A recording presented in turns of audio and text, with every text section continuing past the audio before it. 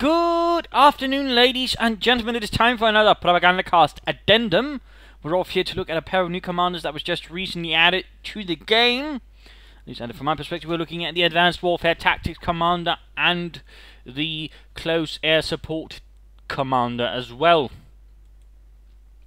So, what do we get with these two commanders? We get Radio Intercept, allowing you to basically get a good idea of what your opponent is getting at different times. You know, what doctrine is he going for? You'll know that. You know, if you're Kelton, for example, some mech assault grenadiers, I mean, you'll generally have a lot more leeway to react and act on such, well, rather vital intelligence. He then adds in the current recently improved conscript assault package, which gives you 3 submachine guns for a nice chunk of munitions, thus overall boosting conscript's firepower. You get repair kits, again further augmenting your conscripts. Overall, in that regard, you know, here Advanced Warfare is sort of, you know, a bit of a conscript doctrine alongside doctrines like Serve to Serve Army and conscript support tactics, even guard rifle.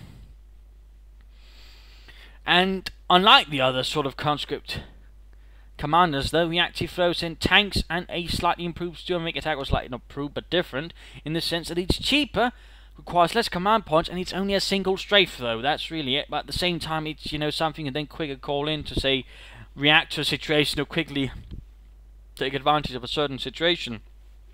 Quickly pop that one and say, you know, force your opponent off the field, kill some units, perhaps even knock out a lighter vehicle. So it offers a few new options there for a player, but again, also the T-3045 is unlike some of the other T-3045 call-ins, one at a time, which overall means you don't have to save up that many resources to be able to call in one of those T-3485 tanks. And that is also something vital to keep in mind. So overall, it's actually a pretty solid Soviet commander with a lot of firepower, a lot of ability, and again, you know, strengthening the Soviet core unit, the conscript, by several ways, and again, allowing them to repair your tanks, but also increasing firepower. So overall, a good commander that can easily be recommended to most players if they fancy conscripts and getting tanks. Moving on to the Close Air Support Commander, he's a bit more of a peculiar one. He's very much focused around air support. Obviously, that rather lies in the name. Aha, aha. It follows a bit some of the same rules as the Soviet strafing run, that is, it's one-time strafes or powers. For example, we have the... well, I wish I could actually hold up like that, but sadly I cannot either way, though. We have the Stuka reconnaissance pass, a single-time pass, only 2 command points, and I think only like 20 or 30 munitions, so we're making a very cheap sort of reconnaissance run. You then get redistribute resources, which allows you to exchange fuel for munitions. In that regard, you know, further supplying abilities. You get a single-time strafing run to quickly pin some troops, even do a bit of damage. You can get a cheaper anti-tank strafe from the Kanonenvogel, which again is also cheaper and easier accessible. And again, allows you, for example, to say you got a tank, you almost got it, but for some reason something's not quite happening. You call in the Stuka anti-tank strafe to sort of help finish it off, for example, or just give you an edge in an armoured fight. And then finally, of course, we have the good old Stuka bombing strike, allowing you to basically decimate the target, for example, in conjunction with the Stuka reconnaissance pass, or just taking out some bastards.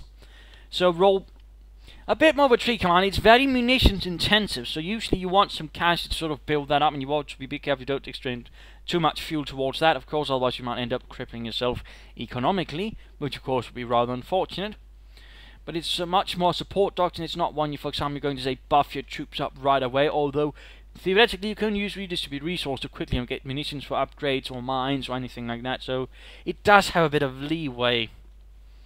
But personally, it's not one I would really see. But again, if you're sort of the person actually, you know, quickly getting some support in, no matter where you are on the battlefield, I mean, this is going to be great, since again, it can sort of quickly allow you, if you have the munitions, to sort of shift the tide of battle. Infantry advance, quickly going out of hand, Stuka strafing run.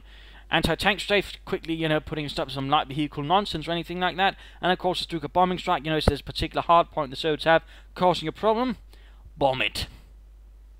And of course, reconnaissance pass allows you to sort of catch in some reconnaissance of your opponent's base, keeping you a bit clear of what he's doing. So it does offer some options, but again, it's not going to be for everyone. But again, if this is the option that says, ooh, this is actually pretty great, and I just loved air support, then you can get it. If on the other hand, it's not really your kind of thing, you know, don't bother. But overall, this has been another Propagandacast Addendum, enlightening you on the new commanders being added here. Of course, I'll keep making videos as more commanders are added, and sort of giving you my thoughts on them, how they can be utilized, and, you know, what I think about them.